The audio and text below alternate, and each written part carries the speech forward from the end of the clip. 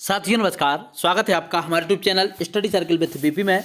हम चर्चा कर रहे हैं मध्य प्रदेश शिक्षक भर्ती वर्ग 1 और 2, साथ ही केबीएस की टीजीटी पीजीटी, इसके अलावा नेट जेआरएफ और सेट का एग्जाम जो मध्य प्रदेश में निकला है उसको लेकर के। साथियों आपको मैं बता दूं कि जो हमारी ये भर्ती है ये रेगुलर चलने वाली है और हमारे वीडियो सीरीज जब तक भर्ती चलेगी जब तक हमारी सीरीज चलती रहेगी। हम आज चर्चा करेंगे आदिकाल के अंतिम वीडियो के बारे में। यदि आप ये पूरे 7 वीडियो देख लेते हैं तो निश्चित ही आपका संपूर्ण आदिकाल समाप्त हो जाएगा और इससे संबंधित लगभग सभी क्वेश्चन कवर हो जाएंगे। आज हम 113 नंबर तक के क्वेश्चन करेंगे, तो टोटल हम आज जो है 32 के आसपास क्वेश्चन देखेंगे। शुरू करते हैं आज का पहला प्रश्न। हमारा पहला प्रश्न है, वीरगाथा काल के प्रसिद्ध प्रबंध काव्य का नाम क्या है। साथियों हमें बताना है कि वीरगाथा काल का जो प्रसिद्ध प्रबंध काव्य है वह कौन सा है। आपको बता दें कि जो है काव्य के 2 रूप होते हैं, एक होता है प्रबंध काव्य, एक होता है मुक्तक काव्य। प्रबंध काव्य के 2 प्रकार होते हैं, एक होता है खंड काव्य, एक होता है महाकाव्य। और मुक्तक काव्य के 2 प्रकार होते हैं, गेय मुक्तक और पाठ्य मुक्तक। तो प्रबंध काव्य के अंतर्गत हमें महाकाव्य बताना है। तो हमसे क्वेश्चन कैसे भी घुमा फिरा के पूछा जाए, हमारा उत्तर होगा सिर्फ एक ही, पृथ्वीराज रासो। क्योंकि पृथ्वीराज रासो एकमात्र ग्रंथ है जो आपका वीरगाथा काल या आदिकाल से लिखा गया है। पद्मावत जो है आपका जायसी का है, तो ये आपका भक्ति काल का है। कामायनी आपका जयशंकर प्रसाद का है, ये आपका छायावादी कवि थे, तो छायावाद के समय का है। रामचरितमानस आपका तुलसीदास का है, तो ये जो लिखा गया है ये भी भक्ति काल में लिखा गया है, क्योंकि तुलसीदास भक्ति काल के प्रमुख कवि थे और भक्ति काल के प्रतिनिधि कवि भी माने जाते हैं। साथियों हमारा अगला प्रश्न है, पृथ्वीराज रासो महाकाव्य के रचयिता, तो इसके रचयिता हैं चंद्रबरदाई। ज़्यादा समय नहीं लेंगे क्योंकि कुछ ऐसे प्रश्न हैं जो हम पहले से ही पढ़ते आ रहे हैं, तो सीधे जल्दी जल्दी बढ़ते जाएंगे। पृथ्वीराज रासो महाकाव्य की रचयिता कौन है? चंद्रबरदाई। इसके अलावा बाकी जो है आपको बताना है, परमाल रासो जो है किसने लिखा है, आपको इसके बारे में भी बताना है, तो आप कमेंट करके जरूर बताएं। साथियों हमारा अगला प्रश्न है, चंद्रबरदाई किसके दरबारी कवि थे। तो हमें पता है चंद्रबरदाई जो है महाराजा पृथ्वीराज चौहान के दरबारी कवि थे और इन्हीं के दरबार में रह करके महाराजा पृथ्वीराज चौहान के बारे में जो है कविताएं लिखते थे। इनकी कविताओं की एक लाइन सबसे फेमस है कि 8 हाथ 32 गज अंगुल अष्ट प्रमाण, ताऊ पर सुल्तान है मच्चू को चौहान। जब पृथ्वीराज चौहान और मोहम्मद गौरी की लड़ाई होती है उस समय का वर्णन ऐसा इसमें बताया जाता है। बढ़ते हैं आज के अगले प्रश्न की तरफ। हमारा अगला प्रश्न है, हिंदी का प्रथम महाकाव्य किस रचना को माना जाता है। साथियों हिंदी का प्रथम महाकाव्य माना जाता है पृथ्वीराज रासो को, जो चंद्रबरदाई ने लिखी आदिकालीन महाकाव्य है ये, तो इसके बारे में हमें याद रखना है। हिंदी का प्रथम महाकाव्य किस रचना को माना जाता है, तो पृथ्वीराज रासो को माना जाता है। बढ़ते हैं आज के अगले प्रश्न की तरफ। साथियों हमारा अगला प्रश्न है थोड़ा सा लेवल का प्रश्न है, सूची 1 का सूची 2 से मिलान करना है। एक तरफ आपको दिए गए हैं रासो साहित्य, एक तरफ दिए गए हैं रासो साहित्य के रचनाकार। सबसे पहले हम देख लेते हैं पृथ्वीराज रासो को। जो पृथ्वीराज रासो है वो लिखा है चंद्रबरदाई ने, तो इसका अंतर पहले वाले को इसका मिलान हो जाएगा IV से, मतलब चौथे नंबर से। परमाल रासो जो लिखा है वह लिखा है जगनिक ने, तो इसका उत्तर हो जाएगा आपका, हम इसको जोड़ी ना मिलाते हुए इसके सामने सीधे इसके उत्तर को नंबर से बस लिख लेते हैं। सबसे पहले इसका हो जाएगा आपका 4 नंबर, इसके बाद परमाल रासो का आपका हो जाएगा 1 नंबर। बीसल देव रासो जो लिखा है वो दलपति विजय ने लिखा है, तो इसका हो जाएगा आपका 3 नंबर। और खुमार रासो जो लिखा है वह नरपति नाल ने लिखा है, इसका हो जाएगा 2 नंबर। 3 4 1 2 इसका सही उत्तर है। हम देखेंगे 3 4 1 2 कौन से कोट में दिया गया है उसको हम देख लेते हैं। तो 3 4 1 2 यहाँ पर हमें कहीं पर नहीं दिया जा रहा है, एक बार हम फिर से देख लेते हैं हमने कहीं कोई मिस्टेक तो नहीं की है। इसका राइट आंसर जो बताया जा रहा है B बताया जा रहा, तो बीसल देव रासो जो यहाँ पर बताया जा रहा है बिल्कुल इसका सही बताया जा रहा, जो है बीसल देव रासो नरपति नाल ने लिखा है और पृथ्वीराज रासो आपका चंद्रबरदाई ने लिखा है, बीसल देव रासो नरपति नाल ने लिखा है, परमाल रासो जगनिक ने लिखा है और खुमार रासो जो है दलपति विजय ने लिखा है। इसको थोड़ा सा मिस्टेक हो गई थी, आपको KD से याद करना है। खुमार रासो दलपति विजय ने लिखा है, बीसल देव रासो जो है नरपति नाल ने लिखा है, तो एक हमारा BN पब्लिकेशन की एक किताब आती है, तो B फॉर बीसल देव रासो नरपति नाल से हम याद कर लेंगे। इस तरीके से इसका राइट आंसर हो जाएगा ऑप्शन नंबर B। बढ़ते हैं आज के अगले प्रश्न की तरफ। अगला प्रश्न है, खुमार रासो के रचनाकार कौन से हैं। साथियों तो खुमार रासो के रचनाकार हम यहीं पे देखा दलपति विजय हैं। इसको आप KD से याद कर सकते हैं, K फॉर खुमार रासो, D फॉर दलपति विजय। तो KD आप याद करोगे तो आपको खुमार रासो याद आ जाएगा। बढ़ते हैं आज के अगले प्रश्न की तरफ। अगला हमारा प्रश्न है, हिंदी काव्य धारा में उपलब्ध नहीं है। तो हिंदी काव्य धारा में क्या उपलब्ध नहीं है इसके बारे में बताना है। जैन साहित्य बिल्कुल उपलब्ध है, जिसको हम नाथ साहित्य के नाम से जानते हैं। सिद्ध साहित्य बिल्कुल उपलब्ध है, जिसको हम बौद्ध साहित्य के नाम से जानते हैं। और जैन साहित्य, नाथ साहित्य, तो इसको हमने पढ़ा ही है। सिख साहित्य हमें कहीं देखने को नहीं मिलता है, तो इसका राइट आंसर हो जाएगा आपका ऑप्शन नंबर सी। साथियों, हमारा आज का अगला प्रश्न है, संवत 1050 से 1375 कालावधि में लिखे गए हिंदी साहित्य का वीरगाथा काल के रूप में नामकरण किसने किया। साथियों, तो अब यहाँ पे हम देख लेते हैं, वीरगाथा काल जो कहा है आचार्य रामचंद्र शुक्ल ने कहा है। आप याद कर सकते हैं, राम एक वीर योद्धा थे, तो राम वीर योद्धा थे, वीरगाथा काल आपको ऐसे याद हो जाएगा। इसके बाद हम देखते हैं डॉक्टर राम कुमार वर्मा। डॉक्टर राम कुमार वर्मा ने चारण काल कहा है और इनकी पुस्तक का नाम था हिंदी साहित्य का आलोचनात्मक इतिहास। वहीं हजारी प्रसाद द्विवेदी, हजारी साल मतलब हजारी से हम 1000 साल याद करेंगे, 1000 साल मतलब आदिकाल, तो जो है हजारी प्रसाद द्विवेदी ने ही इसको जो है आदिकाल कहा है। आचार्य रामचंद्र शुक्ल ने वीरगाथा काल कहा और डॉक्टर नगेंद्र ने भी कुछ नाम दिया है, एकदम से मुझे याद नहीं आ रहा है, बाकी मैं देख करके आपको बता देता हूँ। साथियों, एकदम से डॉक्टर नगेंद्र का याद नहीं आ रहा है, बाकी मैं जैसे याद आ जाता है तो बता दूंगा। यदि आपको याद हो तो आप कमेंट करके बता सकते हैं डॉक्टर नगेंद्र ने क्या कहा है। बाकी इनका मुझे याद है, डॉक्टर राम कुमार वर्मा ने जो कहा है चारण काल कहा है और इन्होंने जो है हिंदी साहित्य का आलोचनात्मक इतिहास किताब लिखी। हजारी प्रसाद द्विवेदी ने जो है आदिकाल कहा है और आचार्य रामचंद्र शुक्ल ने हिंदी साहित्य का इतिहास किताब लिखी है और इन्होंने जो है वीरगाथा काल कहा है। इसको हमें याद रखना है। बढ़ते हैं आज के अगले प्रश्न की तरफ। साथियों, आज का पेपर थोड़े से आज के क्वेश्चन इसलिए हमें सरल लग रहे हैं क्योंकि हम रेगुलर पढ़ते आ रहे हैं।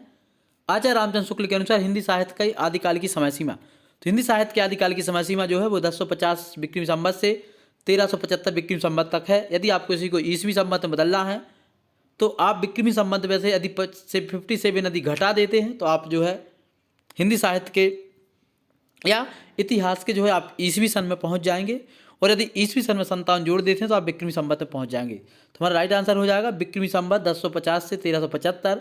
सन वाला का हमें ध्यान रखना, सन नहीं है, विक्रमी संवत ये गलत है। 1375 से 1700 तक जो कोई काल मतलब जो हमारा माना जाता है वो भक्ति काल माना जाता है। 1700 से 1900 हमारा विक्रमी संवत तक जो है रीतिकाल माना जाता है और 1900 के बाद माना जाता है आधुनिक काल। इसका राइट आंसर हो जाएगा ऑप्शन नंबर ए। बढ़ते हैं आज के अगले प्रश्न की तरफ। अगला हमारा प्रश्न है, निम्नलिखित में से कौन वीरगाथा काल की रचना नहीं है। साथ ही हमें बताना है कौन सी वीरगाथा काल की रचना नहीं है। तो जो है भक्तमाल वीरगाथा काल की रचना नहीं है, संदेश रासक वीरगाथा काल की रचना है। आलाखंड जो है जगनिक का जो लिखा गया ग्रंथ है परमाल रासो, उसी का नाम आलाखंड है, तो इसको हमें याद रख लेना है। जय मयंक जयचंद्रिका भी आपकी आदिकालीन रचना है। संदेश रासक भी आदिकालीन रचना है, लेकिन भक्तमाल जो है भक्ति काल के कवि हैं और जो है नाभादास जो है उनकी रचना ही भक्तमाल है। इसके बारे में हम थोड़ा सा विस्तार से जान लेते हैं। साथ ही इसके बारे में विस्तार से यदि चर्चा की जाए तो इसमें स्पष्ट बताया गया है कि जो भक्तमाल है वह भक्ति काल के कवि थे और इनकी रचना भक्तमाल है। साथ ही प्रियादास की भक्तमाल की टीका जो है 1712 में लिखी गई। इसमें 200 भक्तों का चरित्र 316 छप्पयों में वर्णित है। भक्तमाल में तुलसीदास जी को भक्तमाल का सुमेरु कहा गया है। संदेश रासक अब्दुल रहमान की रचना है। जय मयंक जयचंद्रिका मधुकर भट्ट की रचना है। ये जो है संदेश रासक अब्दुल रहमान की रचना है जो आदिकालीन कवि हैं। जय मयंक जयचंद्रिका मधुकर भट्ट की रचना है जो भी आदिकालीन कवि हैं। भक्तमाल जो है नाभादास भक्तमाल की भक्ति काल के कवि हैं, इनकी रचना है भक्तमाल। तो इसको हमें याद रखना है। प्रियादास की भक्तमाल की टीका 1712 में लिखी गई, ये अलग है, जिसमें 200 भक्तों के बारे में बताया गया है, 316 छप्पयों के बारे में बताया गया और भक्तमाल में तुलसीदास जी को भक्तमाल का सुमेरु कहा गया है। इसको हमें याद रखना है। बढ़ते हैं आज के अगले प्रश्न की तरफ। इनमें से कौन सा कवि जो है आपका आदिकाल का नहीं है। तो नाभादास आदिकाल के कवि नहीं है, बाकी चंद बरदाई आदिकाल के कवि हैं जिन्होंने पृथ्वीराज रासो लिखा। जो जगनिक है तो जगनिक ने जो है परमाल रासो लिखा जो भी आदिकाल के कवि हैं। दलपति विजय केडी से हम याद कर लेंगे, इन्होंने खुमान रासो लिखा जो है दलपति विजय, तो ये भी आदिकाल की रचना है। मात्र नाभादास जो है आदिकाल की नहीं बल्कि भक्ति काल के कवि हैं। बढ़ते हैं आज के अगले प्रश्न की तरफ। हमारा अगला प्रश्न है, इनमें से कौन सी रचना आदिकाल की है। साथियों, सूरसागर जो है सूरदास ने लिखा है, ये भक्ति काल की है, कृष्ण भक्ति सागर के कवि थे। बीजक कबीरदास की है जो भी आपके भक्ति काल के जो है आपके ज्ञान मार्गी जो है निर्गुण भक्ति धारा के ज्ञान मार्गी शाखा के कवि थे। भ्रमर गीत जो है ये भी आपका सूरदास के हैं और विद्यापति की पदावली ये आपकी आदिकाल की रचना है। इसके बारे में और थोड़ा सा देख लेते हैं। यहाँ पे यदि देखा जाए तो आपकी पदावली आदिकाल की रचना है जो विद्यापति द्वारा लिखी गई है। कृष्ण भक्ति श्रृंगार से परिपूर्ण है। इसमें राधा कृष्ण की प्रेम लीला का वर्णन किया गया है। सूरसागर बीजा को भ्रमर गीत भक्ति काल की रचना है। साथियों, तो जो है आदिकाल में भी भगवान कृष्ण की भक्ति का उल्लेख देखने को मिलता है, हमें इसका ध्यान रखना है। और उसकी रचना है पदावली, जो आदिकाल की रचना है, विद्यापति द्वारा लिखी गई है। बढ़ते हैं अगले प्रश्न की तरफ। आदिकालीन साहित्य का प्रमुख रस क्या है? तो आदिकालीन साहित्य का प्रमुख रस है जो आपका वीर रस है, क्योंकि राज दरबारी कवि हुआ करते थे, राजाओं की महिमा में लिखा करते थे, युद्धों का वर्णन करते थे, इसलिए इसका राइट आंसर हो जाएगा ऑप्शन नंबर डी, वीर रस। साथियों, हमारा अगला प्रश्न है, विद्यापति ने कुल कितने ग्रंथों की रचना की? तो इसका हमें उत्तर बताना है। विद्यापति ने कुल कितने ग्रंथों की रचना की? तो विद्यापति ने कुल 14 ग्रंथों की रचना की। उन 14 ग्रंथों के बारे में जान लेते हैं, थोड़ा सा और इनके बारे में विस्तार से पढ़ लेते हैं। इसका उत्तर हो जाएगा ऑप्शन नंबर डी, 14। थोड़ा सा हम स्पीड से बढ़ेंगे ताकि हम अपना समय से वीडियो खत्म कर सकें, और आज हमें आदिकाल को समाप्त करना है। साथियों, यदि विद्यापति जी के बारे में देखा जाए तो इसमें बताया गया विद्यापति की अधिकांश रचना संस्कृत और अवहट्ट में है। कीर्तिलता और कीर्तिपता का इनकी अवहट्ट रचना है, इसको हमें याद कर लेना है, नंबर 1 पॉइंट। दूसरा, इनकी तीसरी रचना पदावली है, जिसकी भाषा ब्रजभाषा है, मिश्रित मैथिली है। तीसरी रचना जो पदावली जो है आपकी भाषा भी हमसे कई बार पूछी जाती हैं, तो इनकी भाषा जो है पदावली की ब्रजभाषा है। कीर्तिलता और कीर्तिपताका की जो रचना है वह अवहट्ट भाषा में लिखी गई है। कीर्तिपताका अभी तक संपादित होकर प्रकाशित नहीं हुई है। कीर्तिलता ऐतिहासिक महत्व का छोटा सा प्रबंध काव्य है, इसकी भाषा अवहट्ट है। विद्यापति ने से कहाड़ी कहा है। पदावली विद्यापति के यश का आधार है।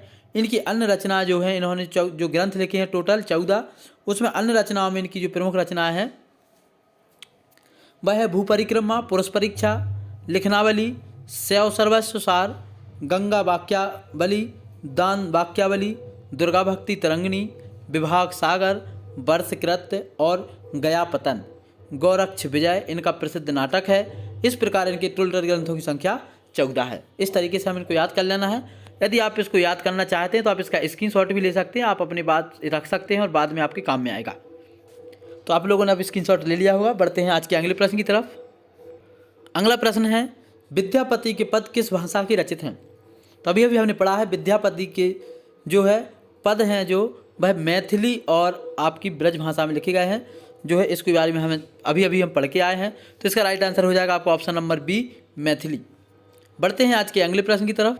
अगला हमारा प्रश्न है, विद्यापति की कौन सी रचना अभी तक संपादित होकर प्रकाशित नहीं हो सकी है? तो इसका राइट आंसर हो जाएगा आपका कीर्तिपताका। जो विद्यापति की रचना है कीर्तिपताका, वो अभी तक जो है प्रकाशित नहीं हो सकी है। बाकी कीर्तिलता और पदावली जो है प्रकाशित हो चुकी है, इसको हमें याद रखना है। कीर्तिलता और कीर्तिपताका जो है इनकी अवहट्ट रचना है।